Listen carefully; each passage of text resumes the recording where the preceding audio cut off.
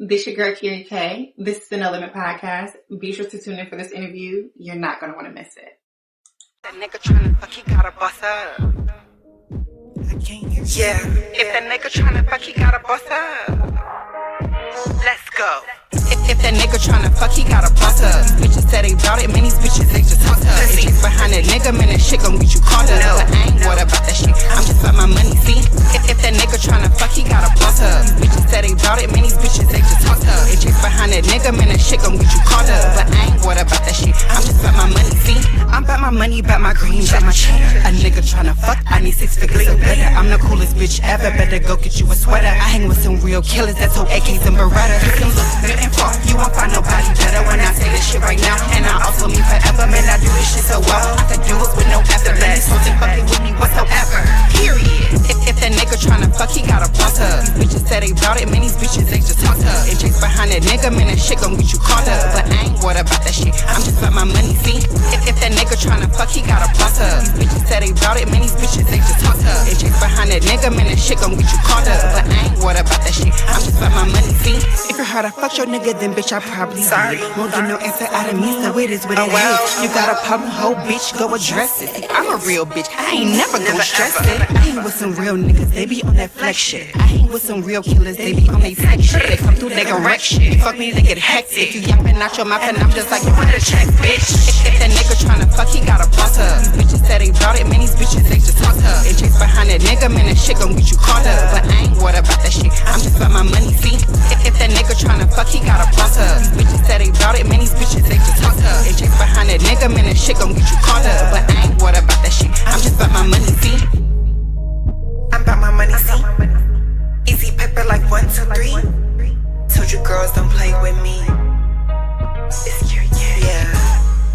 You already know what time it is, ladies and gentlemen of the 757. This is the best podcast on the East Coast. You're now tuned in to the No Limit Show with your guy Just and D-Lo the Shogun, Ace Fakanami, Dan Money KD, and DJ YT. And like I always say, we bring the best of the best of the best in the city on the show. You know what I'm saying? And this season, like I always say, it's all about divine alignment. When it's supposed to happen, it's gonna happen. And tonight, we got a secret superstar. You know what I'm saying? Somebody that came out the woodworks. But she definitely got a story to tell. Tonight, we got Keiryy K. There you go. I'm glad I did not butcher it. And, you know, I always tell people, before and after the show, the No Limit Podcast, we have our mess ups, we have our technical difficulties. But if they don't get to see it, then is it really no limit? You know what I'm saying?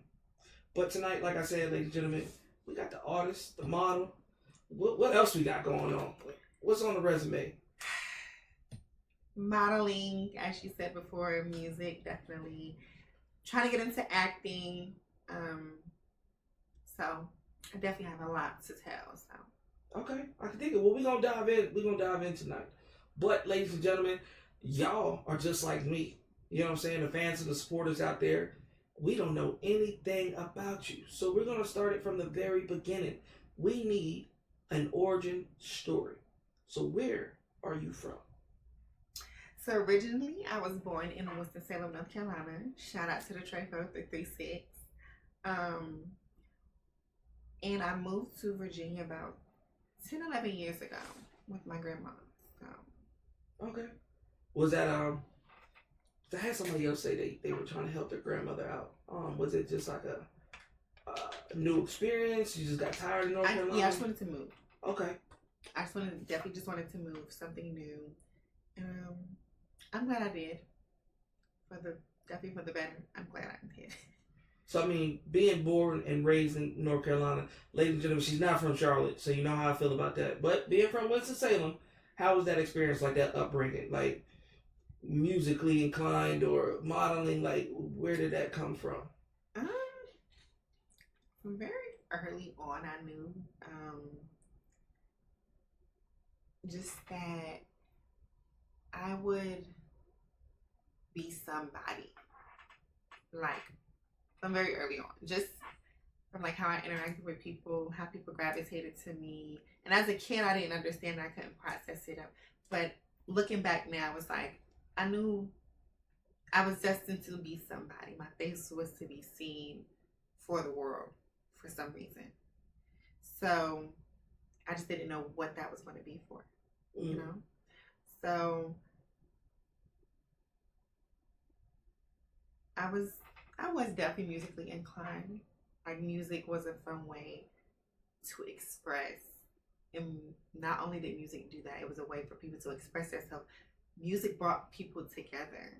Like, you know, so and I thought that was pretty cool how a sound, you know, could really bring people together and really, you know, make people connect with each other. That's right. So that's why I really like music. It's definitely one of the oldest professions out there. You know, we only got a couple ones that went to the early times. So I understand that. But when it comes to your music or your musical taste, like, what were some influences for you?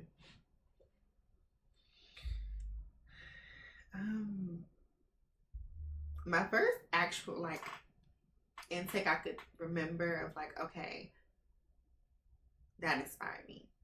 Without a shadow of a doubt. I just feel like any rapper, female artist in this new generation, you cannot speak about female rap unless you speak about Nicki Minaj. Ugh. And her, just what she did for music and what she did culturally, it was like, when she came out, it was just like, you couldn't tell me nothing about her. So she definitely, like, you know, but even before that, when I think about it, like, being a kid, even before, like, high school, Biggie Smalls. Okay. Like, you know, it was definitely always Biggie Smalls. Like, that was definitely someone I was like, he could say shit that no one else could say and get away with it. Oh, I yeah. know. And I was just like, that's so crazy. Like, he could say that and get away with it and nobody make a fuss about it. And it's a hit. Mm-hmm. And it's unapologetic. And people fucked with it. It was like, what? Nah, the reason why I sighed is because I don't know if you've recently been watching Nicki Minaj, but she's been going on. Wait. That's definitely a conversation to be had. I hope we can have that conversation tonight. But I'm an OG Barb. All right? And I want to say this on record. Like, I want to say this on record as an OG Barb. And I mean, I'm an OG Barb back from when, if you remember Music Choice on Demand, when you could go and watch the videos, I would sit at home and watch this woman's videos over and over and over again. Every time a new video came out, until I learned it. I would go to school the next day and perform it for my friends.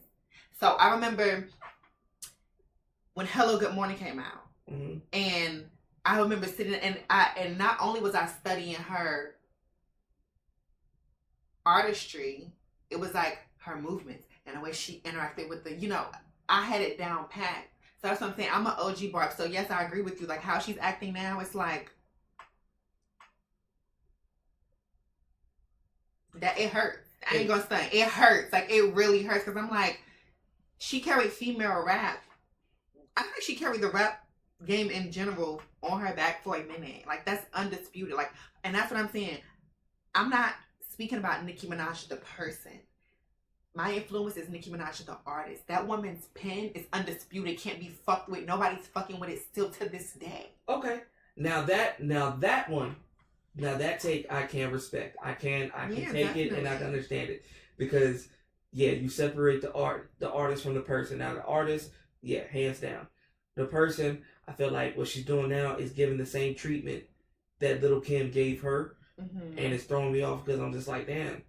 The scissor. But there's like a lot of thing that people are saying is like, a lot of people set her up to make her like she's the bad person, and like when she defends herself, it's like, you know. But even with the scissor thing, I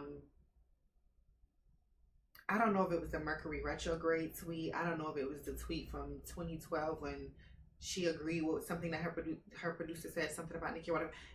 It's just that it just hurts just to see Nicki going through this, because I like she is the reason why I got into music. Like, she is the reason. Like, I remember when she first had the whole Roman Zelensky alter ego. I loved her so much, I made my own alter ego. And I called her Emmy Swarovski. And I remember writing a verse. It was like 20 something bars. And it was called and meets Enigma. And I just remember like Nicki Minaj just fueled me so much to write. Like to actually write. Like she actually influenced me to write. Now when I speak of Biggie and I speak of earlier artists before her who really influenced me, they influenced like for me to have that passion to actually do it. But to actually to influence me to get up and actually start listening to beats, and Nicki did that for me. And I can't take that away from her. But seeing what she has to go through as a person, it's like I don't know what to believe on these blogs, just like anybody else. But it's just like I really don't want to be like I don't want to. I'm definitely I definitely can say to a certain sense that I'm a barb, but it's like one of the diehards. It's like, you know, I don't know, because I don't know what to believe in some of these blogs. Like I really want to believe that Nicki's not this bad person that make her seem like to be, but then it's like some stuff is like, Nicki, damn, like Nicki, like fuck, okay, like girl, we get it. Nobody is like they can't take her down. I don't care what they put against her. Her fan base is too strong. Like she will have to turn against her fan base to bring her down. But anytime that woman does anything with music to sell anything, they're gonna make sure she stays on top. Oh, I've seen. I posted, like they're gonna make sure she stays on top. I posted some things about Nicki and like the tweets and stuff like that. They don't play. And like I posted it on my Cream YouTube. Team. Yo, Cream Team. I need you to take notes from Barbs. I need y'all to go hard. My Cream Kings and my Cream Queens. I need y'all to take notes from the Barbs, because the way they defend that honor, her honor, and protect her pride, they don't. Yeah. The Barbs don't play about her. Now, what I want to ask you though, because you were a diehard. Now, when I was in high school, I had a shorty from New York, same part as Nicki, whatever. I'm a diehard, I'm a bar. Were you wearing like the tutus and stuff like that too? Okay. Because it just threw me off. She was like, yeah, that's what. Never did the Chinese bang with the pink hair. That was my thing. Her, like I said, Nicki influenced me. Like, the whole Harajuku thing was cute and stuff, but it wasn't something I would want to really.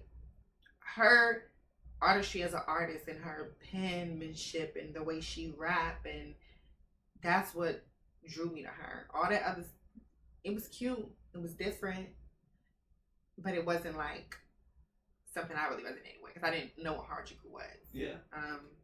She definitely did. I feel like she definitely did bring it into a different view of Japanese culture. Like she was very smart how she came out to do that. And even with when Nicki first came out and did the whole Roman thing, like that, I think honestly when I started to like, when I watched her like disassociate from that, I was just like, I don't know, me as an OG Barb, I feel like that would have took her far if she would have kept Roman to come out every, you know what I'm saying? Right. And some of her OG Barbs would say Roman still do come out. She might not say it, or she might not, but like Roman's revenge, you know what I'm saying? Like the whole thing she had with like Martha and Roman, and how the whole thing with, you know, it was just so cute because it was so animated, and it was so like, it was a little story to tell, and I thought it was just so cool. But it was like, you know, I guess, you know, like the OG Barbs, you know, well, like these new age Barbs say, they know, they understand, you know what I'm saying? They know when Roman comes out, and they know when, you know, but I loved when it was like the Roman's revenge era and come on a cone, and okay, I get it. Now by her being your influence, you know, making you want to write and stuff like that, the best question is like, when did you actually get in the booth? Like, when was your first time getting in the booth? I didn't get in the booth till like 2022, 2021. Okay. Yeah, it took me a while to get in the booth, because for one, I knew, which is back then, like I just didn't think the music industry would respect and take people from my community serious. So it was like I would just write. I didn't care about putting it out. But then I wrote my first song. Well, these is my first song. I remember I wrote a song called Me and My E and J. And people was like, oh, this is cool. And then I started to write from there, and I kept writing songs. And then when I came across, you know, Pretty and Paid and those songs, when I came across those, it was like, people was like, oh, I fuck with this. Like, yeah. And it just took me to say, fuck it, let's just see. You know what I'm saying? I see a lot of other trans women that rap, but I don't think their penmanship is really fucking with mine. Some girls I have seen do their thing, but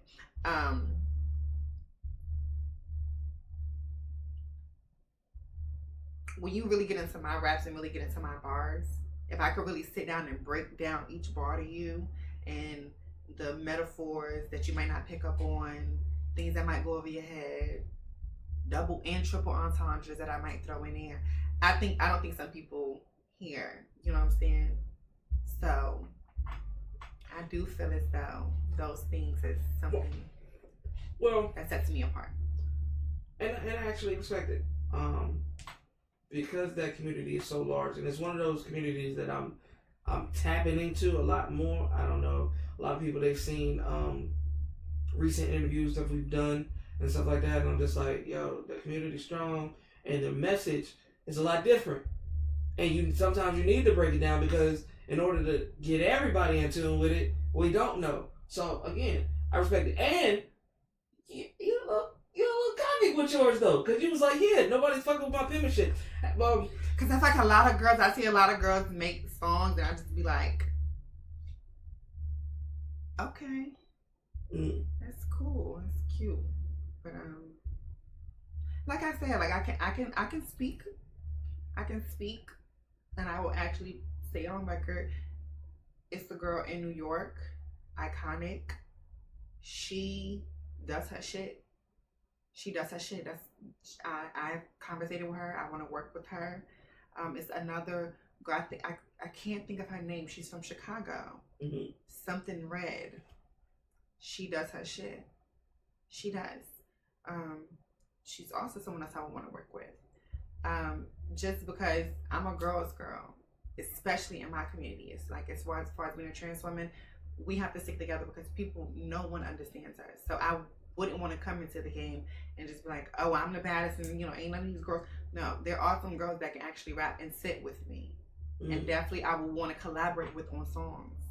Okay. You know what I'm saying? But I've heard others and it's just like, okay, mediocre rap is getting a lot of people through. So all it takes is just one banger and they could. I'm listening to you right now and it's like, yeah, she want to be humble as fuck, but then again, it's just like, nah. I've been the humble person for so long. When I came into this, in one of my songs, I say I'm on my rap shit, and when I'm done with this industry, I'm gonna cause some damage. Next question, please. Okay, then. So. No, I'm just joking. No, I'm just joking. Totally. But no, seriously though, like when I came into this game, it's not to say like, oh, I wanted to be cocky, arrogant, or nothing like that. But I definitely know my worth, and that's probably why it took me so long to get into it. And another reason what took me so long to really get into the booth when to make music is not to sound cocky, not to be arrogant, but I just feel like when I do get to the point of really releasing music, it's going to do something. I'm not saying I'm going to be on Billboard Hot 100s. I'm not saying that I am. I'm not saying that I'm not. I'm not saying it's going to be Grammy winning. I feel like it's going to have an impact. It's going to be seen. It's going to be heard. You know what I'm saying? Because anything that I put my effort to, I'm an Aries. I'm a fire sign. So my determination and my skill set and my work ethic, when I really want something, I really tap into it, nothing's going to stop me. And that goes for anybody. Nothing can stop you from doing anything except for you. You get in your own way with your own fears and your own doubts and your own insecurities and your own, you know what I'm saying? Because we've been conditioned to think a certain type of way that you can't do certain things or things are not obtainable. You have to live in this finite signature of working a job, working on a farm. You can't really live and succeed your dreams. That's a lot of reason what held me back is because I'm like, well, nobody's going to listen to me. Nobody's going to take me serious. But now it was like, okay, I've been doing this for a minute now. Like, it ain't like I just started writing rhymes before. I've been writing rhymes since high school. And now I'm writing full songs. And shit that I actually, when I let people hear, they like it. You know what I'm saying? And I want to have like more like listening parties with complete strangers who don't know me. And just play it. Just to get people insight. But I know it just takes the perfect mixing and mastering because I know my sound. I know how I want my sound to sound. but I do want to get with the right team, because if I can get with the right team and it can perfect my sound and I can do my art with it, I promise you, it'll be like become a superstar overnight type thing. And that's not to be funny, but it's just like, I know what people is going to want to hear, for real, like, not to say it in a cocky way, but nah, because one thing I will take out of that, we live in a society nowadays where you can become famous overnight. You can become the next best thing, and it only takes is a 30-second, 60-second clip for somebody to fall in love with, and then it's a wrap. Then everybody's just like, oh, they're an industry plant. Oh, they're not real. Da da da da. But we've made it. Society has made it where anybody can win. The internet, like and the internet, like, yeah, it's definitely made a place where you could just, like you said, all it takes is a 30-second video on TikTok, you blow up. And then once you get into that position to really be there, you know how to work your system. Okay, then. I respect that. Boy, we done got so far already. Now I gotta dial it back a little bit. We do. I feel like we got off course a little. No. But it was perfect because that fire sign is, because when we initially had that conversation, I was like, oh yeah, she's a nice girl, da da da da. But then when I listened to the music, I was like, damn, hold on, where that nice girl at? That's what I was like, oh, I thought she was gonna be a singer. I thought she was gonna be real elegant, real walking with motion. But when you hear the tracks, ladies and gentlemen, it's just like, nah, I am that motherfucker. And like she just said, I am that motherfucker. So you're speaking everything to existence. Mm-hmm. And I think that is gonna be like a wow factor, because when you go on your page and they're looking and they see all the model and they say, like I said, it's real elegant, real smooth. But then when they hear the bars, it's like, oh, that's somebody you don't want to fuck with, because it's aggressive. But which one came first though? That way I know, the modeling or the music. Like, which one did you direct yourself in? So with modeling, shout out to Next Model and Talent Agency. Shout out to John Casablanca. The modeling came first, and once I knew that I have a modeling contract behind me, I was like, okay, cool, And then it took me to find out, oh, I have a model and a talent agency behind me. So I'm like, oh, this is the perfect time to really go and do your music shit, because you actually have a team that's behind you and they actually will work with you. You know what I'm saying? And then I took it upon myself to even find me my own marketing team. I'm really invested into this. You know what I'm saying? I don't know how invested other people are, but I'm really invested into, you know what I'm saying? Because not only am I hiring these teams just to help me get my music out, it's good for me for networking. So even doing things like this, like podcast interviews, you know what I'm saying? So these showcases, like I'm definitely like, I ain't even been doing this a year. I ain't even been doing this 6 months. I ain't even been doing this 3 months. But my feet is on the ground and I'm dashing. Like, I got too much going on in my personal life to be like, all right, I done did the 9-to-5 thing. I done did the going to school thing. I done did the, and I'm not saying you can't get a good life, but those are not my passions. Don't get me wrong, school is, like, I'm definitely still getting my education, definitely want to further my education, but those aren't a real passion. It's definitely a passion that I want to do to better myself as a person, but a true passion that I want to do to better my soul of what I know, what I really want to do is music and entertainment. You know what I'm saying? And the modeling thing came so easy. Like, I did one audition, and then I got put into this program. And ever since then, it was like, now that I got this model and talent agency behind me, I was like, oh yeah, boots on the ground, we gotta take off. Like, yeah, we can't bullshit. Like, we gotta do this. I feel like a lot of artists, they don't have that type of game plan, mm-hmm. or they're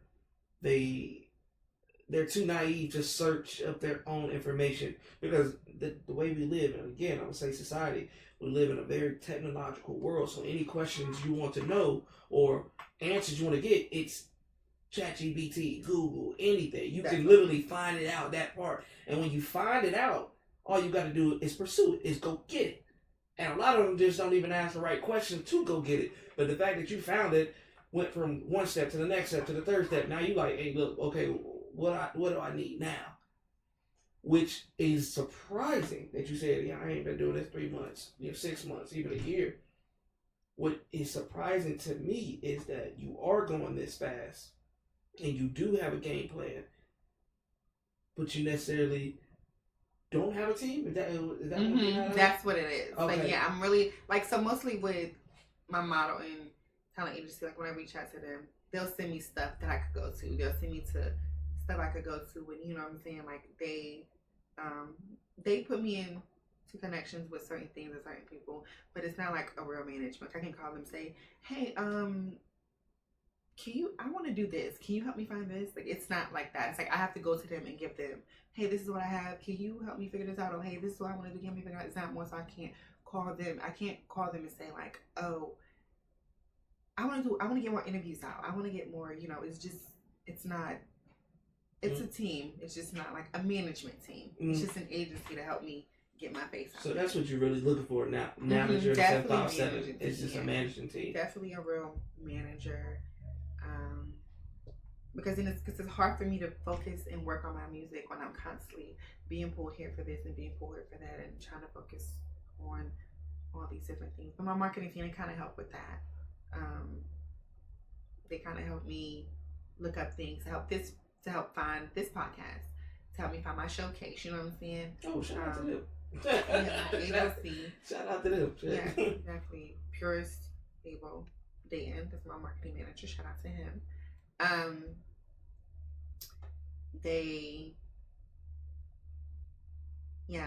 like the agency that is behind me, but they're more so focused on, honestly,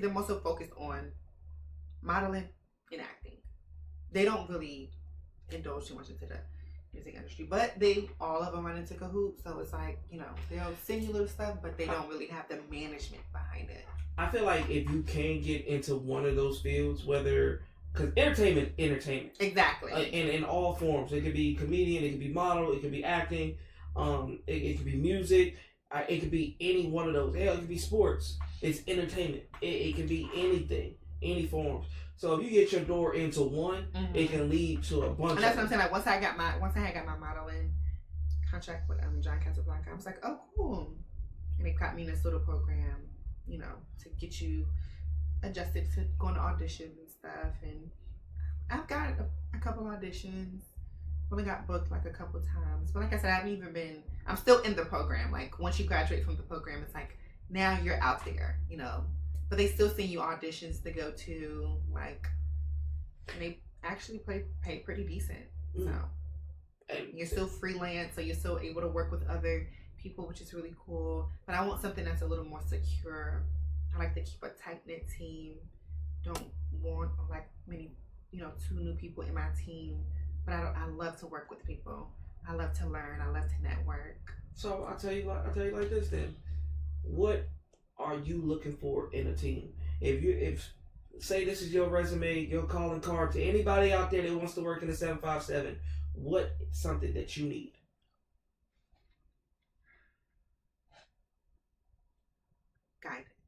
Guidance. I mean, guidance comes from anybody. No, guidance cannot come from anybody. It can't come from anybody, but it can. In a sense, I'm saying like true guidance of really not just helping me guide through like music, but really like helping me as like an artist. Because some people will really just worry about you getting booked and don't care about your artist. You don't care about like how you are in the studio, how you are as a person. They just care about you as a machine. Like, it's a real guidance of helping us be a true team to really get this. I don't want to have to keep working with a bunch of new people. Well, by you saying that though, when you're looking for guidance, are you moldable? Are you malleable? Are you able to, if you're in a booth right now, you might think it's hard, and you got people in there that you fuck with, and they be like, hey, look, this ain't it. Are you? Yeah, that's what I need. That is nothing. Is something for sure I need. I mean, I hear so many people, every time I let people hear, I like it. But I'm like, I need more. Like, tell me what you don't like. Fuck what you do like. Tell me what you in here that you don't like. Tell me you know what I'm saying? Like, I really want you to dissect words, ad-libs, the beat, you know what I'm saying? The bass. Like, tell me what you don't like. Tell me something that you don't, you know what I'm saying? That I could go and I'd be like, okay. You know what I'm saying? That's why I want to have more listening parties. And I want to have more listening sessions so people, well, what didn't you like? I know it's catchy. I know it's cool. I know it's something you can vibe to. But to me, It's not the quality that I hear on the radio. No, I get what you're saying. And I think that's more so of people getting to know you and what you want out of your career. Then they can, like, not necessarily dictate, but dissect what you want to be dissect. Because it's just like, I've had people come on the show and they're like, I just want to do music. Okay, so you want to be a superstar or you don't want to be a superstar? I just want to make good music for the city and shit like that. Okay, cool. We can put you in a bunch of local spots. And you could be the king of the local scene, but if you step outside the 757, no one will know who you are. What type of excuse me? What is your niche? Who are you speaking to? Like, who is, like you said earlier, your community? Like, if I were to ask you right now, like, are you for the young age women, the young age men? Are you for the middle age? Are you for the 40 and up? Are you for the old school? Like, who's my music for? Yeah. Who would want to listen to your music?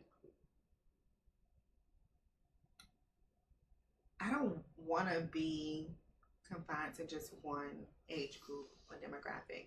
My music, it is very like, talk my shit, but I want people to feel empowered by it. Because when I'm saying what I'm saying this so that, you know, I'm not to be played with. You know, I'm not to be disrespected. You know, you're going to respect me for who I am. This is what I bring to the table. So it's like, that's my message behind it. Like, yeah, I might talk about, I'm quick to tell you that I hang with some shooters and some killers. Like, and I do. I'm not saying like, oh, I'm best friends with them. But I have them. You know, not to say it like, I'm this mob bitch, like, oh, you know what I'm saying? But I do, I mean, I'm pretty sure everybody does, but I definitely do have niggas that really don't play with me. Like, don't play about me. Like, from Philly to Charleston, South Carolina, like, really, well, and I just like, damn. And these are connections I done made off of myself. It's not like this is people I done met through my family. Like, these are real people that really connect with me and fuck with me. And, you know what I'm saying, they don't play about me. And I respect that and love them for that, you know? So, when I do say, like, you know what I'm saying, talk about stuff like that, it's not to say like I'm just this hardcore person, but it's just I'm not a bitch to be played with. I'm not a bitch to be fucked with, and people will try you and disrespect you and think that you're just a person to be played with.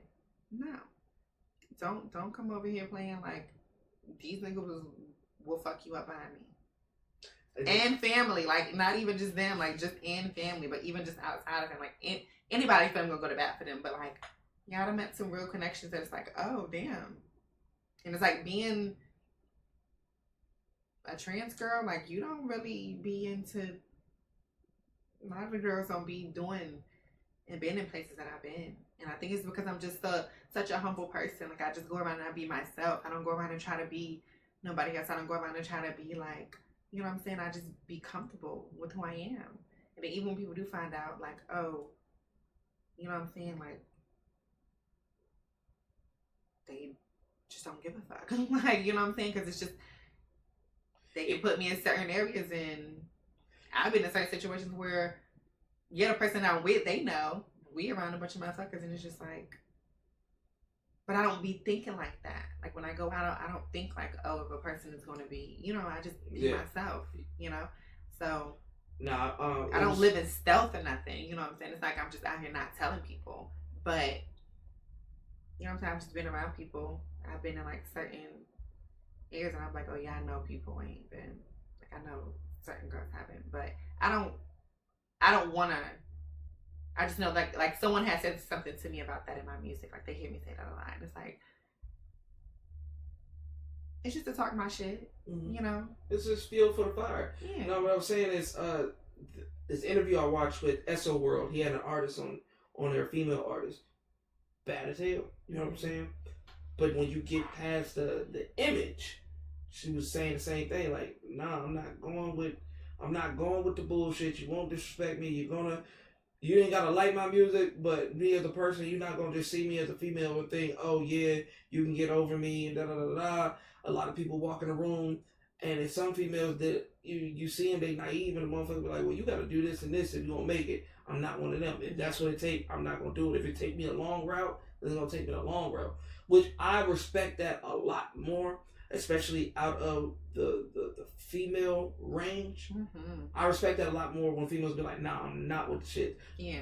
You know what I'm saying? Because you put so much into it anyway. Because I'm gonna still have to pay for this. I'm still have to get something out. You're still gonna have to get something out of it. So, right. And if I still gotta put my penmanship and my dedication into this, plus going through all that, who wants to? Like, no. At that point, like, you feel like you're just a slave, or you feel like you're just someone that's just there just to be there. Like, no. Definitely, I respect that. I wouldn't do it either. No, for sure. And I've been in situations where people try to. I mean, like, I know I'm attractive, like that's cool, but I just be trying to be like, no, like let's, And if I'm put in these situations where you in a booth, you in the studio with Metro Boomin, and he tell you, but you gotta drop down to your knees if you want this to match, okay? Like, nah, like, you know what I'm saying? Like, I'm still a person. You're still gonna talk to me with something. Not saying he would do that, but I'm saying if it's a big producer and you get in there and they want you to do X, Y, and Z, like, nah, stand up for yourself. Like, somebody is gonna respect you or fuck with your, fuck with you to a certain extent. But it's like, I mean, yeah, definitely don't just fall for anything. You know what I'm saying? But also be smart. Use what you got to get what you want, because you don't always, like, my sex appeal and sexiness take me so far with people. And you do not have to fuck them, but baby, use what you got to get what you want. Hold up. Use what you got to get what the fuck you want. You don't gotta fuck these niggas. Take it from me. And, it's like trans, I'm like, you just gotta do. Like, no, you don't. Like, I don't. Trust me. You don't. You can get what you want from these niggas. I ain't gotta fuck. Alright, I'm saying I got 2 questions off that one. One is the expectations of that. Like, because you might tell them, hey, yeah, I'm a trans female, and they expect it. 2 is women, man. I say it all the time, and sometimes I might seem fucking jealous, but like you said, sex appeal can take you a long way, and sometimes it bothers me so much because I'm just like, you working hard, like podcasts and shit like that. I was telling you earlier, you gotta edit, you gotta put it out, you gotta market it. Not everybody might not fuck with you, what you got going on. I've had it where I've like put some real work in, and I get blown out just by a female doing like this and it's jumping up and down. I'm just like, I can't compete with that. I can't do nothing. Sales. And honestly, I want that to be the first. I want that to be the title of my first EP is sex sales, because it does. Like, sex sales, no matter how you want to look at it. And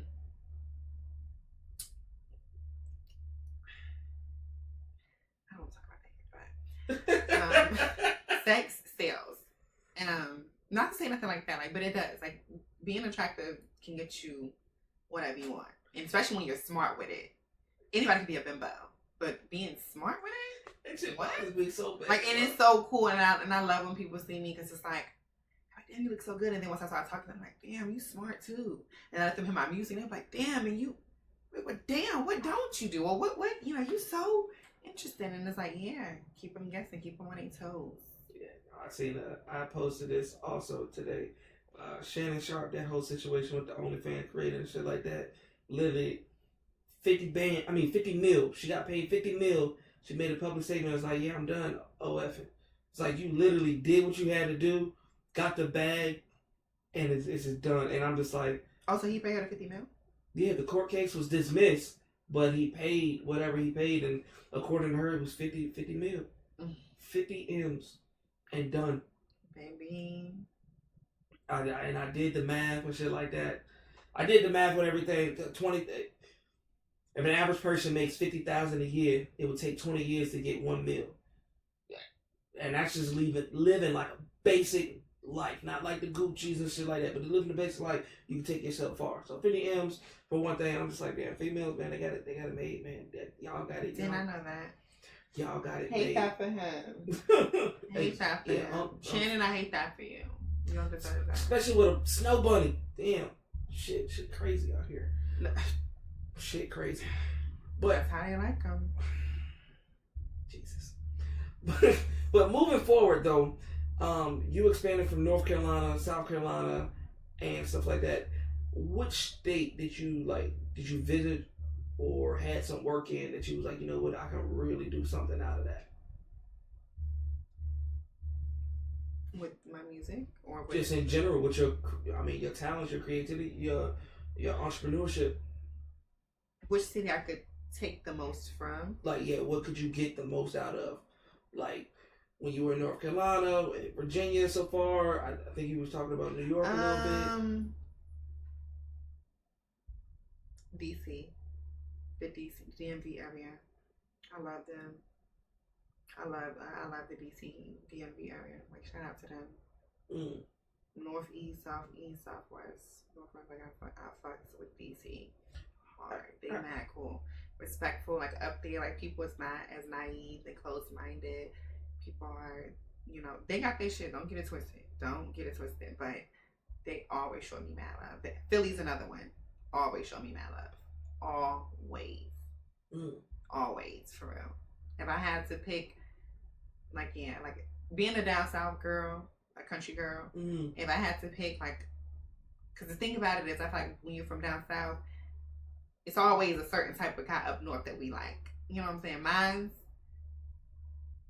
is Philly and DC. Like, them to us, that's the up north. Them the up north dudes. You know what I'm saying? You know, New York dudes cool. Jersey, you know, cool. Baltimore. That's interesting. Now, going off your page, ladies and gentlemen, definitely check out her page. There's definitely some dope things on there. Keiryy on Instagram. You know what I'm saying? The partying. Are you a party promoter? Are you like, what's going on with that? Or is that just some good videos? Cause you got some clips where you in the club and I'm like, okay, she got some pretty girls around, da. Do you like promote? Or... No, I'm not a party promoter. That was probably just me just being out. Oh, damn. Yeah. Okay. Me living it up. Would you do something like that, though? Party promote? For sure. Okay. And this is another thing that I want to say. As far as music, I want to be a writer. I want my modeling and acting to really be, I do want to make my impact on music. And if it was to really make an impact and take off, then cool. But I don't want to sell myself too short. But at the same time, I kind of want to be realistic. And it's not to say that my dream isn't realistic. I just still feel like in this, but I don't know, I can't say that because pop music has a trans artist, Kim Petras. She's had a couple smashes. She's done tours and everything. I don't feel like hip hop. I don't feel like the Black community as a whole is ready for that. I don't think that they're really ready for a female trans rapper. Like, that's just gonna be. It's I just don't feel like the industry is ready for that. I just don't. It's just gonna be too much of, well, how y'all gonna give her best female in name, or how you gonna categorize her, or how you, and you know what, I don't want to have that argument. I don't want to have that fight. And it's not to say that it's not possible, but it's just like, it's just gonna be some shit. It's just gonna be some shit. I feel like, and I'm glad we talking about this, because like I said, I've had a couple artists from the LGBT community come on here, and like we really broke down some things, because knowledge is power, and I want to understand the community a lot more. I feel like the reason why it gets so much backlash from any other thing, it's the awareness and the known part about it. And that's what I want to bring, like you said, awareness and knowing how we live our life as people. You know what I'm saying? Like, I want people to know and see how we live as people. Like, seriously. So it's like whatever door I could get my foot in, it's going to be always my thing to implement to look like a normal person. I don't have to be out here doing all these crazy outlandish things. Plenty of, you know what I'm saying, trans women is, you know what I'm saying, out. Like, you know what I'm saying, like Laverne Cox is doing her thing, Tiff Madison's doing her thing. Oh my God, there's so many. You know what I'm saying? They're doing their thing. And I love that. You know what I'm saying? I'm glad that they're not out here looking mediocre. I'm so glad they're not out here looking fucking mediocre. They're not looking like a joke. They're not looking like a fucking mockery. They're not looking like a fucking sex symbol or something just to be used. It's just, no. I'm glad that that is happening for my community, my people. I just be feeling like the rap community and the hip hop community, I think it's just shunned on because and people, I think like people don't understand it. The one person I think that fucking ruined it, I'm sorry to say it, Sydney Starr ruined it. To me, she butchered it. She because it's like, if you are from that community or whatever like that, nobody would know You know what I'm saying? I feel like sometimes it's the outing part. Like, oh, well, da-da-da, that's because you slept with da-da-da. And I do this, and I'm just like, why do that now? Like, if somebody was giving you love, giving you respect or whatever like that, it might have not been out to the open. I've never understood that. I've never understood, because I feel like if you look as a trans woman, if you look at yourself as a woman, what are you outing them for? What are you trying to? Because if you look at yourself as a woman, then what you trying to say? What are you trying to do? Like what are you trying to? You know, and even I'm like, okay, now I'm trying to think, okay, well, what if they're just like? I mean, because females will out a man too to say, oh, I fuck with him and da da da da da, but their motive is different.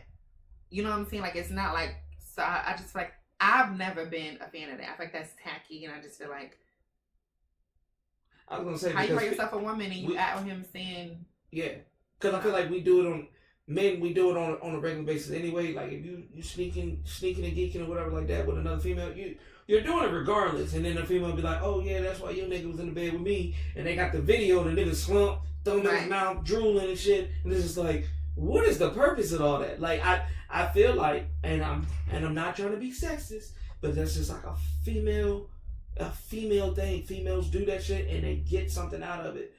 Because a guy, I'm not the best person. I've been a hoe, but I ain't never been like, yeah, nigga, I'm fucking your bitch. Da da da da da.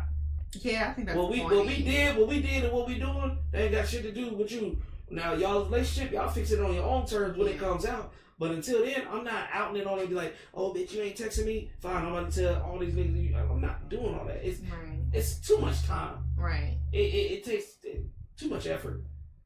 Yeah, you know I don't be giving a fuck that much. I don't give a fuck about a nigga that much to out somebody. Like, nah, if you done out here, you done gave me something, you done burnt me with some shit, and you just out here like willy-nilly. That's a little different. But I don't care about a guy that much to out them. And even like with the whole Sydney Star thing, I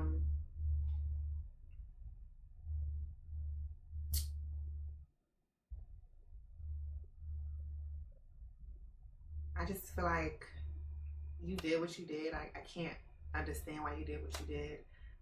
I mean, I can understand where you was coming from. You did what you did, or whatever the case may be. But I don't feel like that. I just don't feel like. I don't know. Like, if that does have something to do with trans women being in hip hop, like, that's crazy. And let me be the first to say, like, join this new wave of the trans women that's coming on, and that's really trying to pave the way for you, so people can understand us, because we're not going nowhere, and you're only going to see us more and more and more. It's not like we can go anywhere. Like, from back in the 1950s, they weren't, you know what I'm saying? Like, you have ones that were trailblazing and stuff, but now it's like so many now. You know what I'm saying? And there's so many that's actually doing it. Like, model of the year just last year was a trans woman. She was white. Lena Bloom, she's doing her thing. There's a lot of trans women that's doing their thing. I just want us to have a space in music. I'm sorry, I keep cutting. No. You're fine. It's just one of those. Like I said, mine has been blown. So when it comes to questions and stuff like that, I'm like processing and putting them out at the same time, because when you kept saying it, I'm like, okay, what are you talking about? Black community, da da da da. I'm like, well, I'm black. People in here were black, so it just threw me off, because before you said anything, you wouldn't have known. I wouldn't have known. Like I said, if you go on the page, you wouldn't have known. Yeah, I don't live in stealth. Like I said, I don't. But it's also one of the things that's like, I'm not gonna have it on my forehead. Like, yeah, you know what I'm saying? I'll let you know when I feel like there's a time and place for everything, and can't no one tell me how I can disclose who I am to certain people, because I'm not gonna see and send it like, oh, as soon as I meet a guy, I'm telling him off rip, like da da da da. Like, no, I'm gonna give a dude my number. You know what I'm saying? I'm gonna let him, you know what I'm saying? I'm gonna talk to him and text him. But once it gets to that mode, I'm gonna say, hey, look, this is what it is, this is what it's not. And if they fuck with it, they do. If they don't, then they don't. But, you know, I don't really, I don't make it, trans is a part of me. It's not my identity. It's not. It's not how I identify myself. You know what I'm saying? Like, it's a way I can identify myself, but it's not like my everything. I don't want to make it into a big thing, but I do want people to understand more and be more knowledgeable of it. I don't want to be one of these people that go out here and make a mockery or make a joke or just, you know what I'm saying? Like, I just don't want that for me. Like, but I will say one thing that you were talking about earlier. You was like, oh yeah, I don't think it would be accepted. I think it would be, but you would have to come out like the way you are with your music. Like, you know what I'm saying? Like, you're fierce, fiery, you gonna fuck with it. It would have to be one of those type of approaches. Really? Even if they didn't know, because like I said, I had conversations with you for a couple days now, setting everything up. Didn't know, didn't even cross my mind. So when it would happen, and you do get those stage appearances, and you do get them contracts signed and stuff like that, it's already there. So you know what I'm saying? Right. So you it's might just, be right. And like I said, like I'm such an overthinker. Like, you know, it might just, you know, because be the thing that takes off. Because some you can tell, like, okay, I can see it. It would be hard. I'm sorry. I'm trying to be honest. It would be hard to be like, oh yeah, oh really? I wouldn't know. It was. I'm sitting over here in shock, like, oh okay, damn, all right. Cool. Yeah, sometimes it's definitely a pretty curse. Like, it can definitely put you in some crazy positions. Yeah. Like, and it'll just be like, oh shit, I didn't mean for all this to happen. Like, No. so fast. Like, it's definitely something that's like, it's not all what it's. Some girls want to be just, you know, they just want to look like the most realest girl. It's not always a good thing. Yeah. It's not. Even with dating guys, like, when it comes to dating, like, I'm so emotionally, mentally, and psychologically drained from being a man's first, and like they want to publicly be with you first. People do not understand like what that entails. Like, that entails a lot. Like, seriously, like, it entails a lot that people don't understand. I was talking to Princess during his interview, and he was breaking everything down to me, and he was like, yeah, like, relationship wise, when it comes to that, I fucks with you, but I don't want to exclusively or exclusively fuck with you because it's just too much draining. And I didn't understand it until you just mentioned it again, and I'm like, okay, makes sense. Well, I get it. You know it's a lot, especially when you're first. It's a lot. It's a lot on you. It is, and that's why it's like I'm so picky. Like, I don't need a guy with kids. I don't want to be here first. But most guys that I meet, I'm there first because they don't know, and then they just be so enticed by me.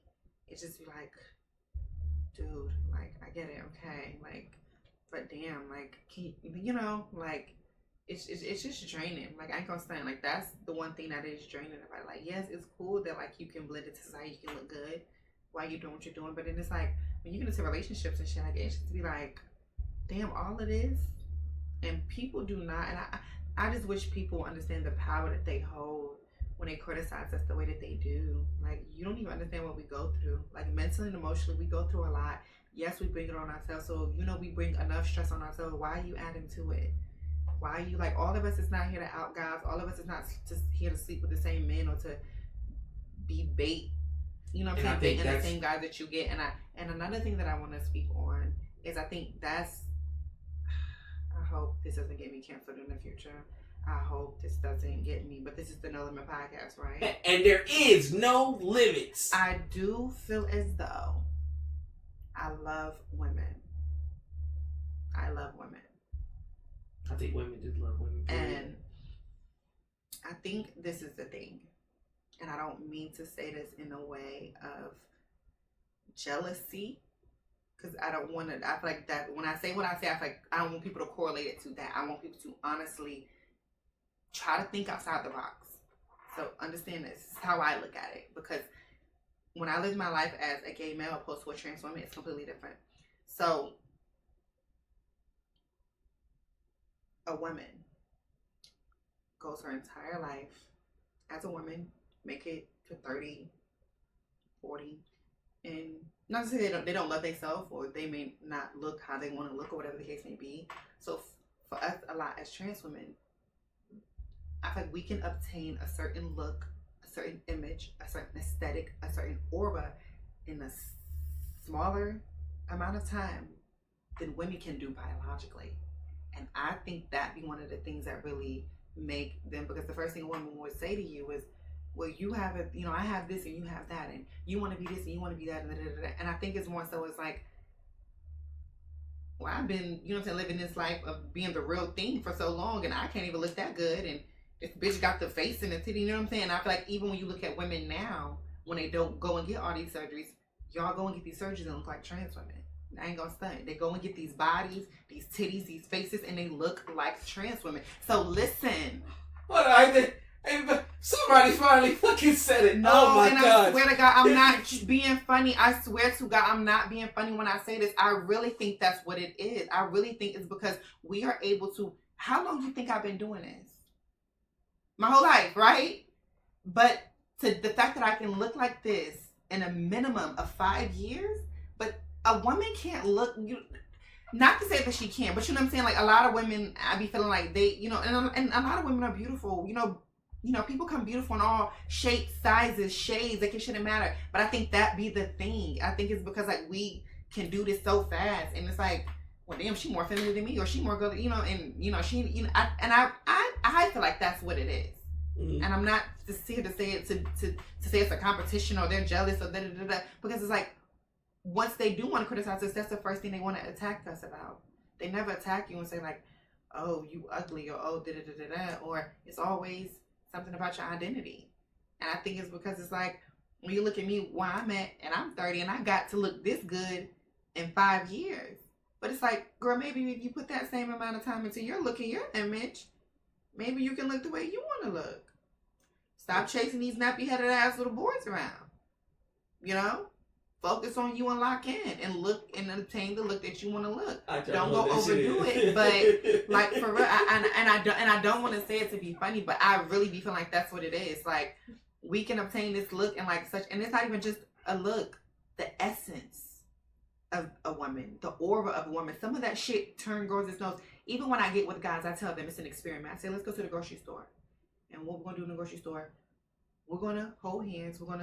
We're gonna make it noticeable that we're in a relationship, right? This is what women are gonna do. They're gonna look at you. They're gonna look at me. They're gonna look me up and down. They're gonna look back at you, and they're gonna roll their eyes. And tell me how many women is gonna do that when we go to the grocery store. And when it was happening, he was like, "Yo, how the fuck did you?" Because I know, like some of them are very, very envious of us because I'm telling you, the essence and the aura, and they can pick up on it. And I think that's another thing that gets them mad is like, they can pick up on it, but some guys really can't pick up on that shit. And then if some people like, well, I could tell, and well, that's because, you know what I'm saying? If you're looking in that depth and you can, then okay. But it's like, well, if you can or you can't tell, and this person is living comfortable within their skin, it's just like, what's driving you to want to out them, or what's driving you to want to cause harm to them? I don't be getting it, but I be feeling like, to a certain extent, like, for us to look this good in 4 or 5 years, and even with this young generation, I'm 30. These new little bitches that's coming in as 19 and 18 and 20, these little bitches that don't even be on hormones, and I'd be like, what in the fuck? What? These new these new young women that's coming in, those need to be the ones y'all need to worry about, for real. They coming in like, some of them will get you locked up because they look so motherfucking grown and they look like fucking girls. Some of them will really get you and be like, some of these young girls are really these 18, 19, 21. And I think that's why it's such a ban with the whole hormone thing, which I'm with it. So I do feel like at a certain point in time, you should start hormones. I don't feel like a preteen or something. I feel like you need to let them go through that adolescence. You need to let them go through puberty. Like, yeah, you need to let them go through that. And then if they still want that, then, you know what I'm saying? I feel like at a good age is like, to keep it real, a child knows. In this lifestyle, your child knows by the time that they're a teenager. I'm telling you. They know for sure by the time they're a teenager if this is what they really want to do for the rest of their life. Yeah, because I've had women on the show. I've had women on the show, and I've had dudes on the show that are part of the community, and I'm just like, well, damn, when it happened, I've had the women, they be like, yeah, I knew other girls right up in elementary school, middle school. I've had dudes be like, yeah, by middle school, it is what it is. It was what it was. Like, my own co-host, shout out to DJ YT, you would think she a whole stud. Like, the whole stud. You would think nothing of it. But she went to goddamn Carnival, and I was like, hold on now. I was like, Wait now. What you? I now I see what was under all them baggy ass clothes. They threw me the fuck off. She was like, chill the fuck out. I was like, nah. Like, but guys, we really can't tell. But I feel like in the music industry, it would be one of those. I know what you think, but I feel like it would sell, and it would, because you never know how many other people are in that same type of mindset that want to do what you do. And I think that's what holds us back. That's what holds us back is like we're just scared to just, you know what I'm saying? Like social anxiety is a big thing. And that's another thing that, like I said, people don't even tell what we go through. Like I didn't even tell some of the stuff that I went through when I transitioned. I'm thinking it's going to be like, okay, you're going to go through stuff, but like the social anxiety, the mental stress, the emotional stress, on top of we're still young adults navigating life, learning how to navigate life, learning how to live life, learning how to adapt in the economic bullshit system that we've been acquired to live in and conditioned to live in. You know what I'm saying? So we're going through all of that on top of, you know what I'm saying? So it's like we go through a lot. Everybody goes through a lot. Yeah. But it's just like I want to be that voice for people to understand. I want to be that voice for people to really come and get knowledge and come and get, you know what I'm saying? I don't want it to be like something made out of a mockery or of a fucking joke. Like I don't like that. I don't like when I see trans women up there looking like crazy and looking like a fool. Like, no. I feel like the same thing I told Brent Tess, I'm gonna tell you. I feel like it would be a beacon.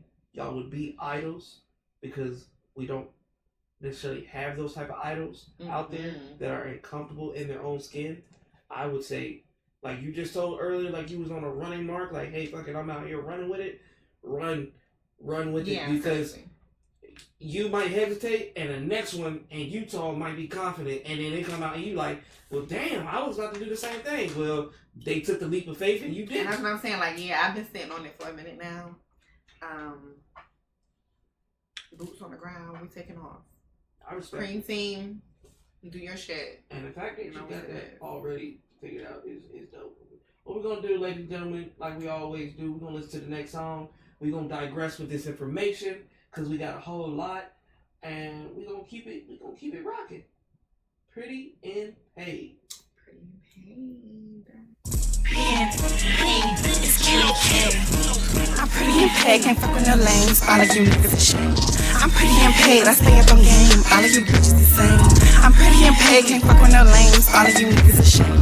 I'm pretty and paid, I stay up on game. All of you bitches the same. I'm pretty and paid, bitch. I'm pretty and. So what you saying, bitch? I'm pretty and paid, bitch. I'm pretty and, yeah. Pretty and paid, I'm pretty and poppin'.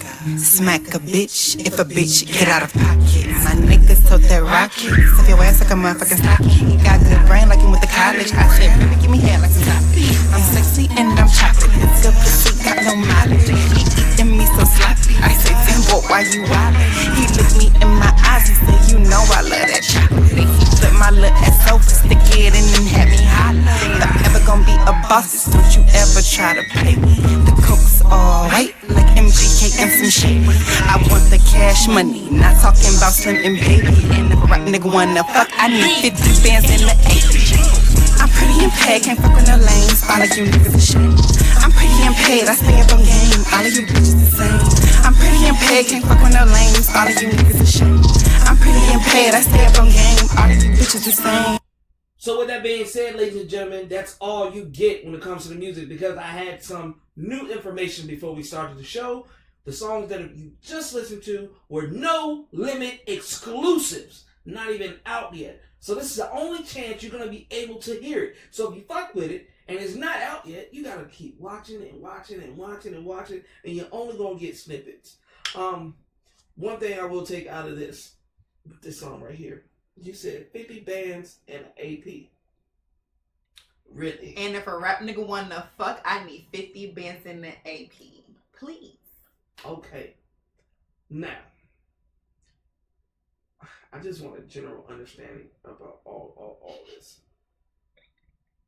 Because is it... Okay, so years ago, I seen this one chick. I think she was like 19, 20. She sold her virginity for like $20 million. 20 million to this old white guy that he wasn't gonna last but 2 minutes anyway. But the prices of dealing. I know we talked about it earlier, like prices of being in certain rooms and stuff like that.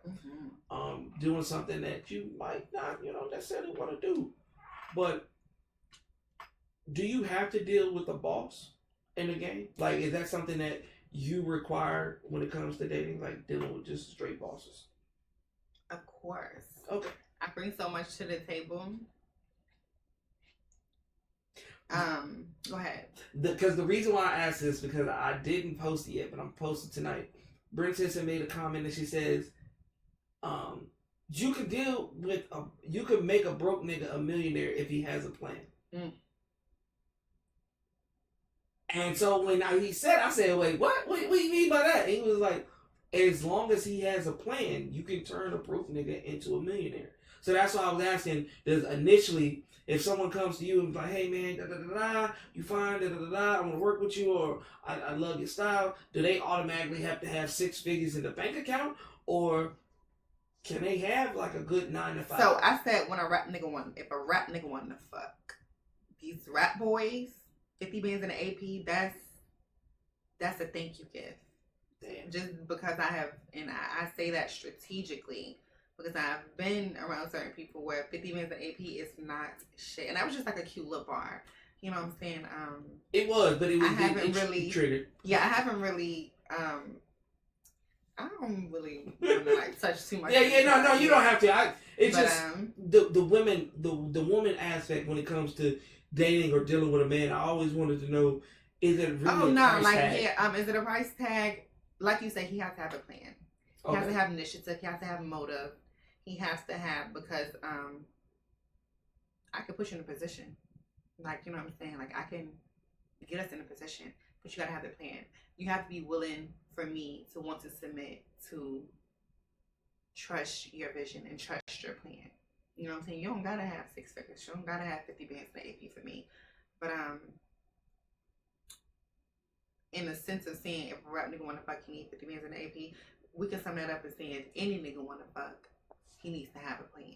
Okay. And you can dissect that bar and turn it into that. You know what I'm saying? Like, I ain't saying like for a nigga to fuck me, he gotta have this, that, and the third. Like, but he gotta have some business about himself.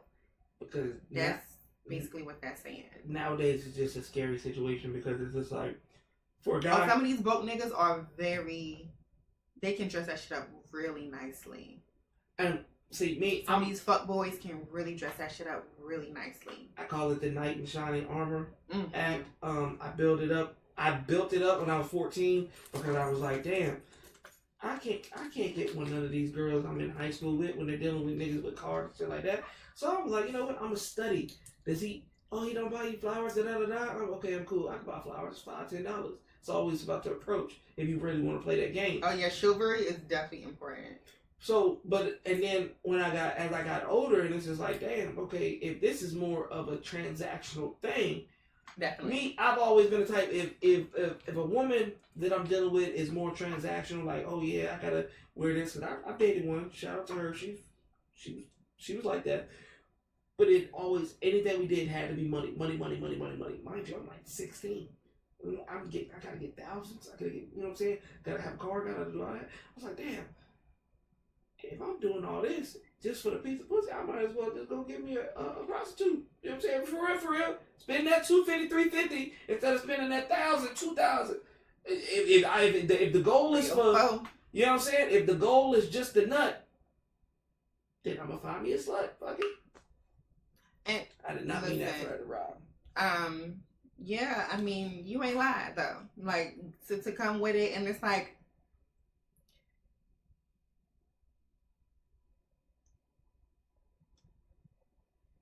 I can use my sex appeal to get away with a lie. I said that before. But it's just also, it's like, if you smart with it too, like, yeah, you know what I'm saying, you're going to meet guys, they just want that and da-da-da-da-da. But if you can shift that conversation and his focus, I'm telling you. Because I feel like but also, if it's just that, like, that's just what it is, like, you know what I'm saying? Like, yeah, just do that. Because it's like, they're not going to come with all that. You know what I'm saying? They not. They want their money and go, and that's just what it is. Yeah, I feel like girls, like the girls be put themselves into that position. Like, you know what I'm saying? Like, girl can give you what you want, and you still want to complain. all I want is his money, and I'm not gonna do none of that. So what? Like, really think outside the box. And women like weaponize their bodies so bad, like, because you have kids or because you have, you know what I'm saying? Like, they will really use that against guys to really break them down. That's why I don't date guys with kids. I don't. You ain't never gotta worry about me fucking your baby. I mean, like, taking your baby daddy. You ain't gotta worry about me taking them or being with them.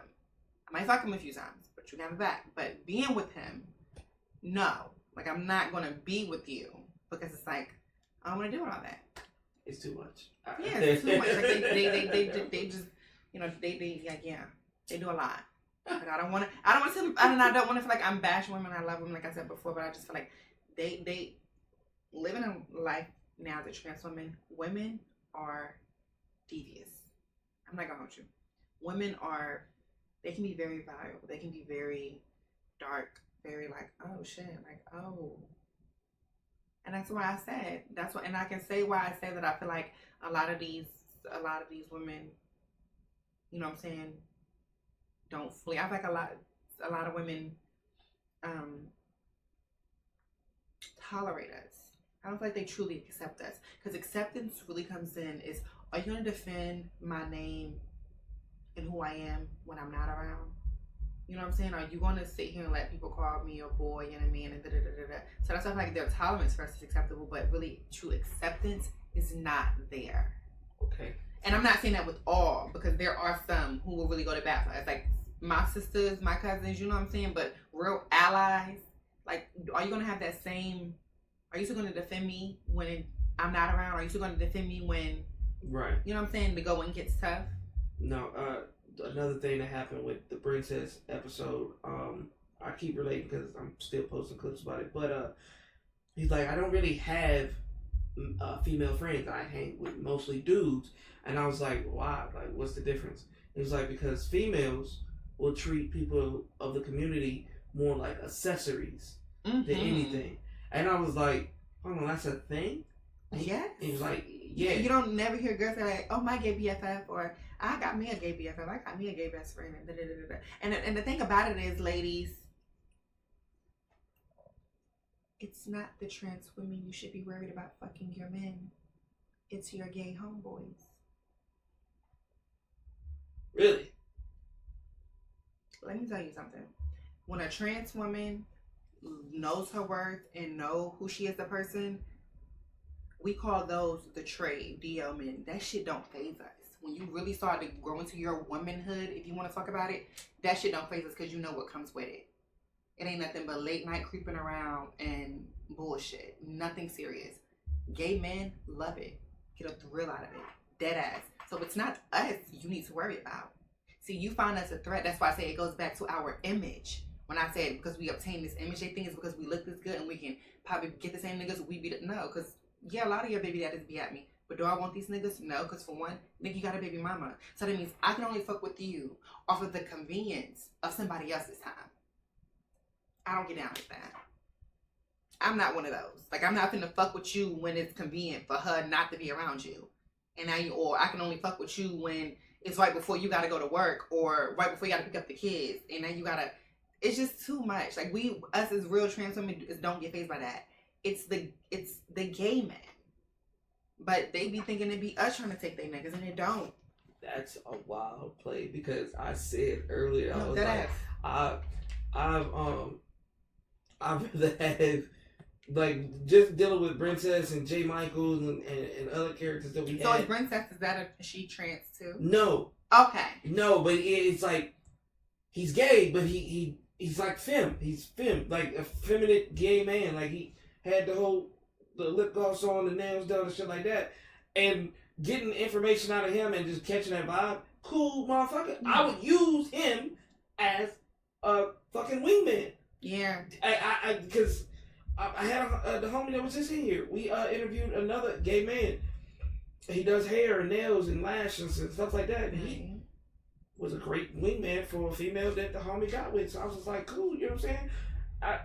I can't use a dude as a wingman because we interested in necessarily the same thing. So you might try to downplay me to get what you want. True. And as a woman, I've had women be wingmans and shit like that, but then it's just like the secret, oh yeah, why she always around, oh, I really do fuck with him, so I'm gonna make him look stupid in front of her. So he think it's like, oh, I done went through all of it. What?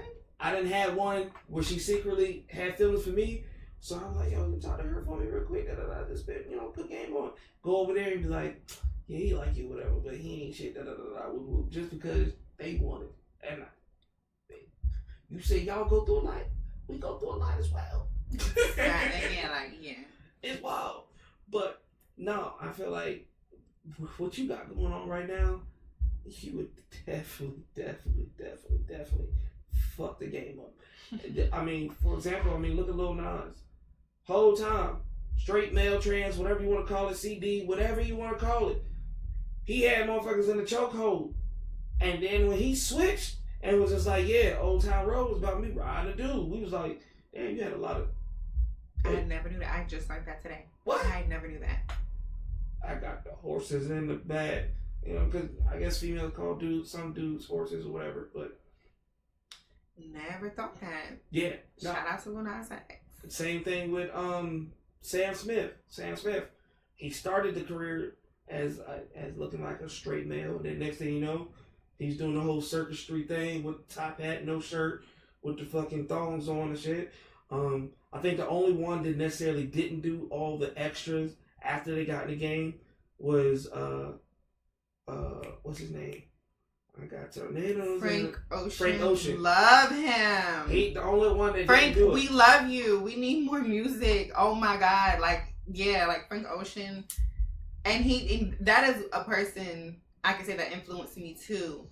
And I hate that you had to bring up his name. But he's also another person that motivated me to write, because when I first found out he was there, I was like, yo, his music is amazing. Like impeccable.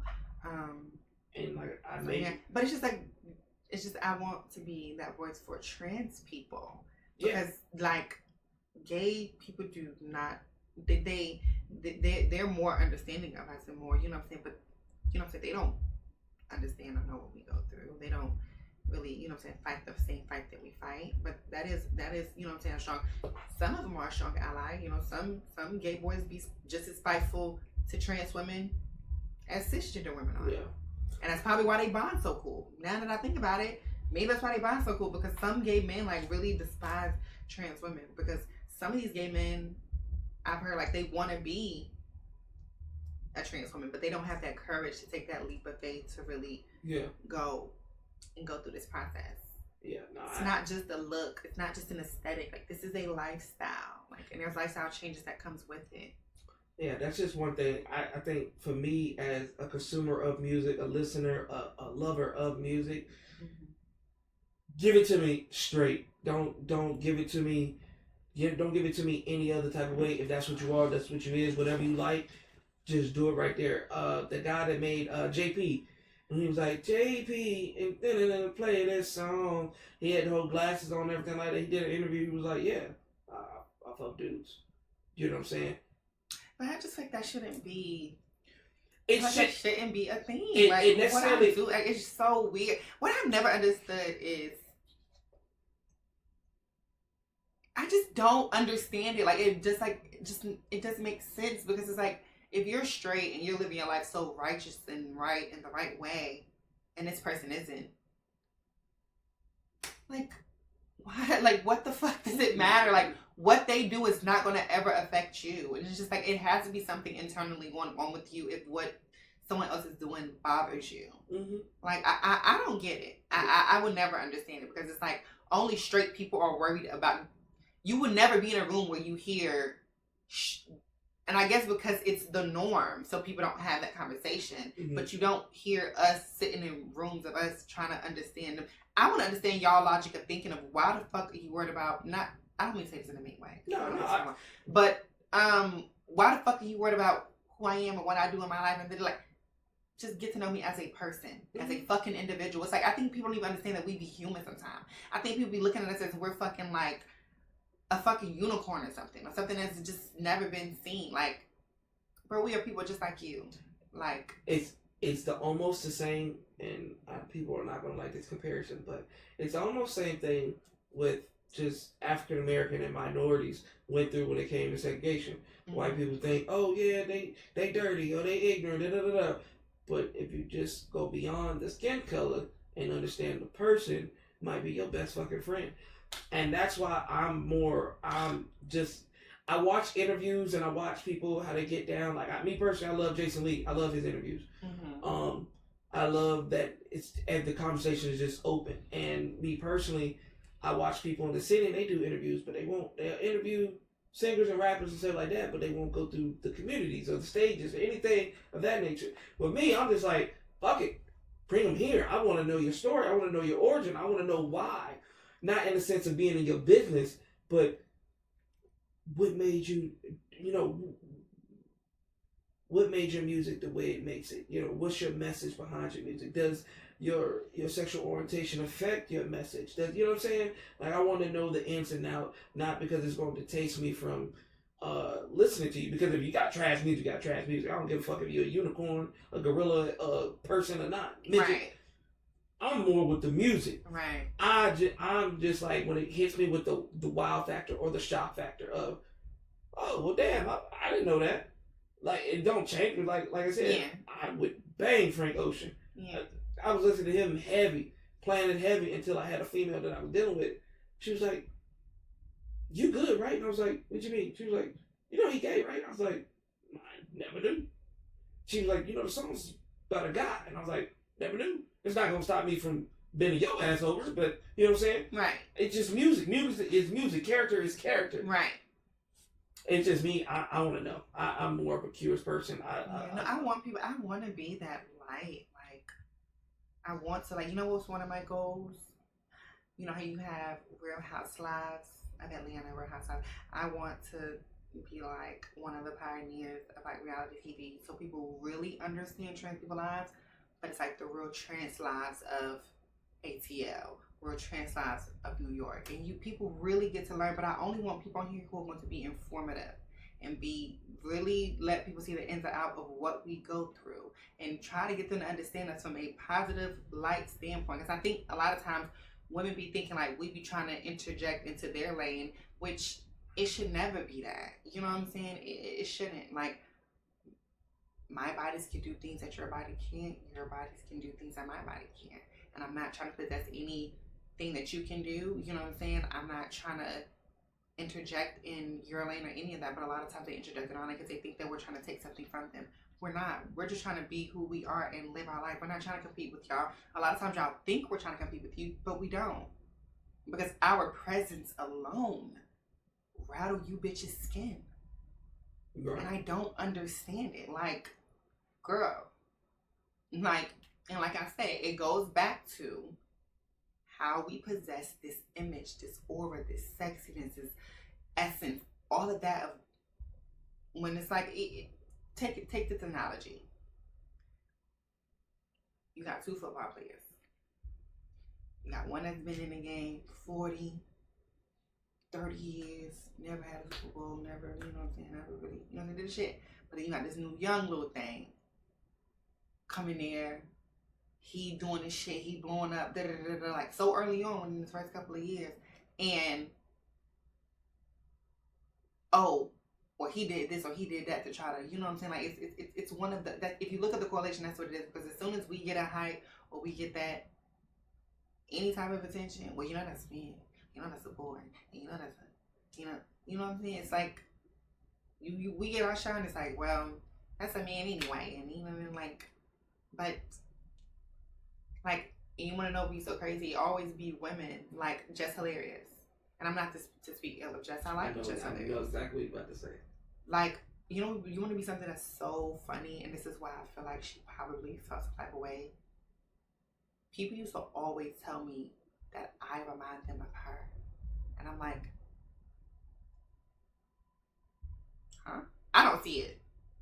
I don't see it. I don't see the correlation. She's a beautiful woman, stunning. But I used to think like, damn, is that why she triggered? Because you do have some broad masculine features. That's okay. Because the sexiest bitch on the face of this planet, Tiana Taylor, do too. And that woman right there, baby, like, that woman is fucking impeccable. She is so fucking fine. I like, would oh my definitely. God, like, what are you talking about? Like, and she just, I don't know. So it's just like, I don't know, like when some of the girls be, is it because you don't like some of your bra fidgets, so it makes you want to lash out on other people, or it makes you want to, like, what is it that make you want to get so riled up by us? Like, And I had this conversation with a coworker because he was, the jokes and shit like that, blah blah blah blah blah. Because I was in the Navy, so Navy gets the impression of, oh, everybody in the Navy, they gay, gay, gay, gay, gay, and I was just like, bro, I said, doing these interviews and understanding these individuals, I was like, you kind of projected. And he was like, how am I fucking projecting? How am I doing that? I was just like, because this shit bothers you a lot. mm-hmm. I was like, anybody that knows me, I walk in the room if I want a shorty, I want a shorty, and how you do that? Da, da. That's what I like, but right. I don't shun away from understanding another person. Like, right. Like, there's been some homies. That's why I say I speak. I'm sorry to cut you off. Yeah. That's why I speak of my Philly homies. Some of them, like, I met, and I got this one friend. Like, he just didn't want to believe it. Like, to the point that he just, like, we wouldn't have a conversation if the conversation came up, or he just didn't want to believe it. Like, and it was so crazy because I used to be like, you know what I'm saying? That's why we so cool now. Never did nothing. Never tried me. And them other men that I love and respect so much, them fucking men that's secure in their sexuality, and we can be cool and be homies and be friends. Like, you know what I'm saying? Like, I think it's just hard for that shit some is so to understand. dope. Like I said, even right now, I'm still like, we having this whole conversation in back of my head, like, nah. It's crazy. It is crazy. But like that again, and I'm gonna keep putting it to the music, and we about to move forward. But that is why I say, if you're gonna do it, take this after this interview. I don't give a fuck. Hey Ed, look, I got this, that, and the third. I need you to post this, that, and the other. All right, cool. Let's run it because I want to. Now that I know, and now that this is one of your first interviews, No, this is my first ever interview. Oh well, we gonna push that fucking. We gonna put the agenda. We gonna push the goals. We gonna make it because I want to be like, yeah, did it here first. And I'm telling you, I'm not one of them ones. Like, I'm big on loyalty and sticking to the people that really help me get, because my journey through this industry is gonna be different than anybody's. Oh yeah, you know what I'm saying? Especially being black. Not only am I black, I am dark skinned. Not only am I black and I'm dark skinned, I'm trans. Not only am I black, dark skinned, and trans, I'm a female at that. So it's like, man, I'm trying to tell you, if it was a really dope black, dark skinned, trans male rapper, he would have been dominated the game. You know what I'm saying? Or, you know what I'm saying? I feel like if it was a lighter skin tone trans woman, it might be a little bit easier for her. Or, you know what I'm saying? I feel like for gay men, it might be a little bit more easier for them. Or, you know what I'm saying? But I feel like I'm not gonna say I have the odds stacked against me, but I have so many adversities that people could look at and be like, I'm black, I'm dark skinned, you know what I'm saying? And I'm not saying all of those are bad things, but, in society, people can scrutinize you for those things. Like, when I didn't ask to be none of those things, I'm just being me. Because I ain't gonna lie, when I asked you earlier, I was like, what's your nationality? Right, like, everyone thinks right, and a lot of people be thinking, like, a lot of people be thinking I'm like Caribbean and stuff. Yeah, I did. A lot of people be thinking I'm African. Or a lot of people be, and it's the crazy thing, if you was to see my mother looks like, you wouldn't think that I came from her. She's so red. Oh damn. So like high yellow. Oh damn.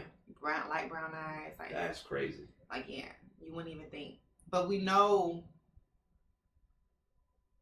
somewhere down the line, like, somebody's mixed with something. We just don't, family shit, I ain't gonna lie. Yeah. So we have those things going on. So, well, before we wrap things up tonight, because honestly, at this point, I know you're gonna be a fan favorite, and I want you to come here with every project, everything you got going on. But you got a couple things going on in the future, and I want them to know about it. So before we're gonna go to that, and then we're gonna go to the last topic. You got a showcase coming up. I do. So next weekend in Silver Springs, Maryland, I'm going to be at, I'm so sorry, I don't want to get the name. I want to say it's Mercury, but I don't want to get the name wrong. So.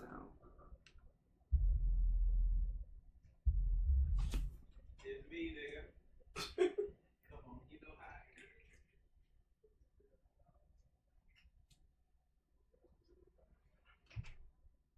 And we're gonna take this time. Make sure y'all tap in with the page.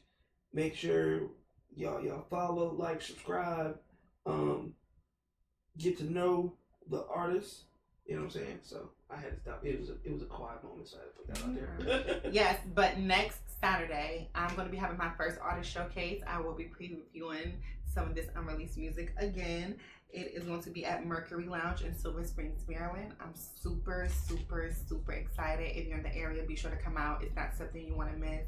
If you're a boss ass bitch, if you're a boss ass nigga, you don't want to miss this performance. Like, I'm going to definitely make sure that people enjoy themselves when they come out and see me. So I do have like some pretty cool things going on with that. Modeling, I have that. And I want to get more into like acting, and I'm trying to like tap into like the whole reality TV thing. And so I'm trying to have I'm not trying to have my hand in, no, fuck that. I am trying to have my hand in every bucket. Like, yeah, I be trying to be so humble, but it's like, listen, like, you gotta be confident in who you are. No, in the this first industry. 5 minutes, I was like, there was no humble. It was just, it was there. It like, for real, no. And I swear, I really am humble, but it's just that it has taken me so long to get here to know my worth as a person. That's like, now I know my worth as a person.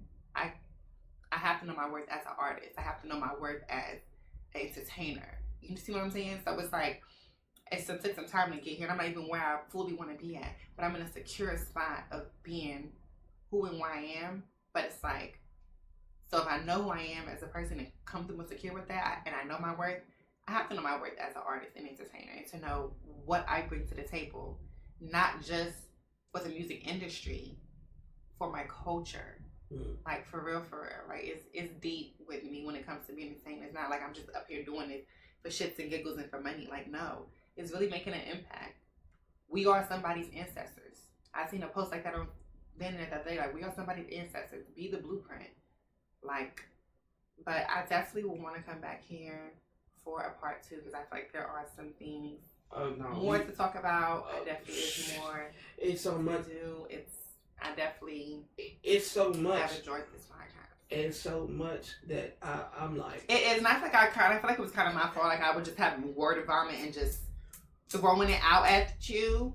No, but I know you just I didn't want you to feel like you was pulling teeth, or I feel like I would talk about one thing and then kind of like the conversation would go into something else. No, it's not even that. Like I said, talking to you early these last couple days, I was like, okay, cool. We're gonna run through this, then the third. It was just that when you told me the information just now, but being a trans woman and stuff like that, the conversation exploded, and I'm just like, okay, I wasn't. Oh, whoa, wait. So you didn't know none of this prior to me coming? No.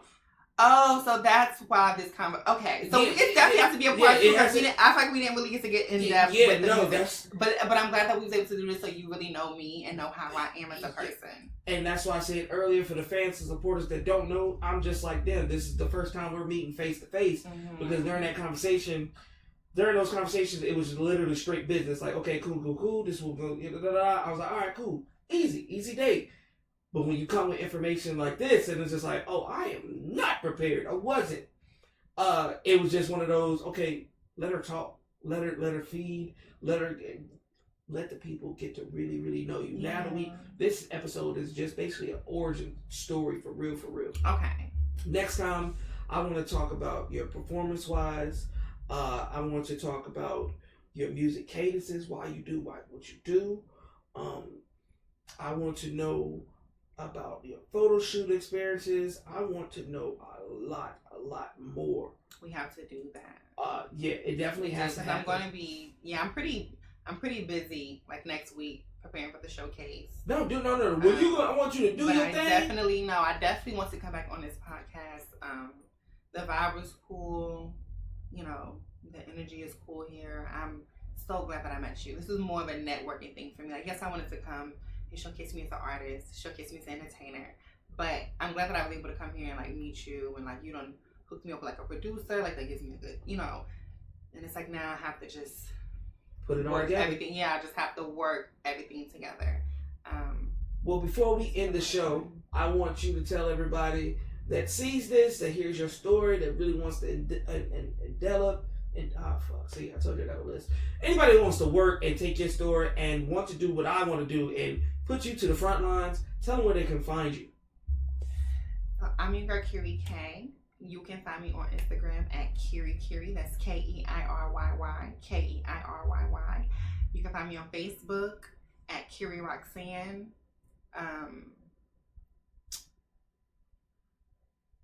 I have a Twitter, but you know, I know how Twitter is. You know, Twitter's Twitter. You know,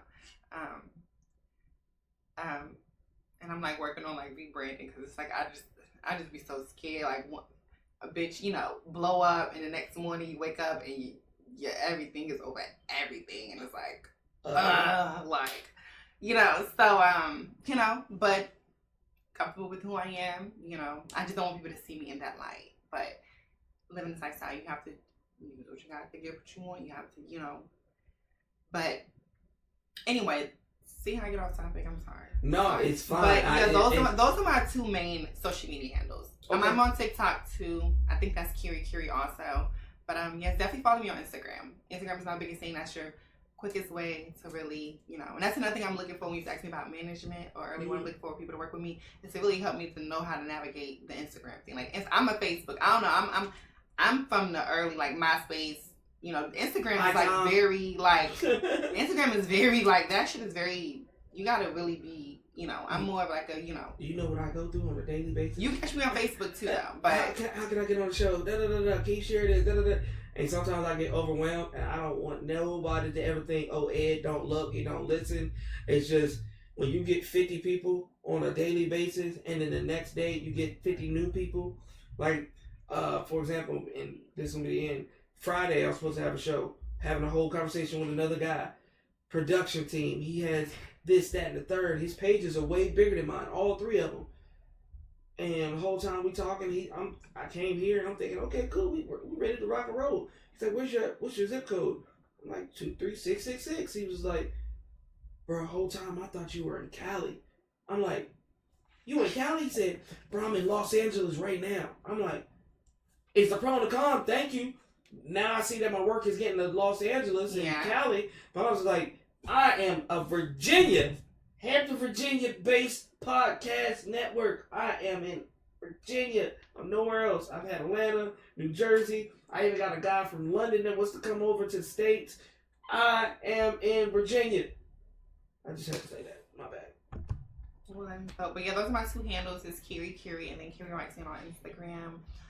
If I had to say anything to anybody that wants to work with me and develop me as an artist and an entertainer, is your girl's ready to work. My work ethic speaks for itself. I'm hardworking, I'm determined, and as long as you have the guidance and the leadership, I have the talent, I have the look, I have the sex appeal, I have everything looking for it to be a true superstar, you know. And it's just like now me taking the time to really know who I am and who I want to be and know my worth. Now I'm comfortable to put myself out there in front of the world, because I didn't want to become like a star and then you don't know who you are as a person, and now you're dealing with depression and all these different, you know, I deal with enough as it is when it comes to mental health. So I want to be in a comfortable space, because who's gonna say, you know, you put a song out and it blows up, or you put something out and you blows up and you're not comfortable with who you are. So that was important to me. Like, that's always gonna be important to me. It's my wellness and being as a person, you know. That's how I can be the best artist, the best entertainer I can be. It's not that I'm good as a person. But now that I'm in a secure space and there's more room for me to grow, for me to get, but I'm in a comfortable space that I'm comfortable letting the world in now. Because when you put yourself on this platform and live this type of lifestyle, you put yourself out there now. And it's like, you on the internet, nope, all balls are off. Like, there's no, people know. They gonna find out. Baby, people are gonna say what they want to say. They're gonna do what they want to do. So like, now I'm in a comfortable space. I'm ready for the world to see me. I'm ready for the world to learn me as a person, entertainer, entrepreneur, and yeah, I'm ready to work. Like, we invested, you know. This, ladies and gentlemen, is gonna be fantastic. Make sure y'all follow the journey, because this is only the beginning. Remember this phase. I'm telling you, remember this phase. just remember, it's gonna be so crazy when it's a full circle moment. Like, damn, I was doing this and doing that, and now. But I can't wait for part 2. No Limit Podcast. Shout out to you. I cannot wait to come back. This was enjoyable. I had a great time. Till next time, ladies and gentlemen. Peace.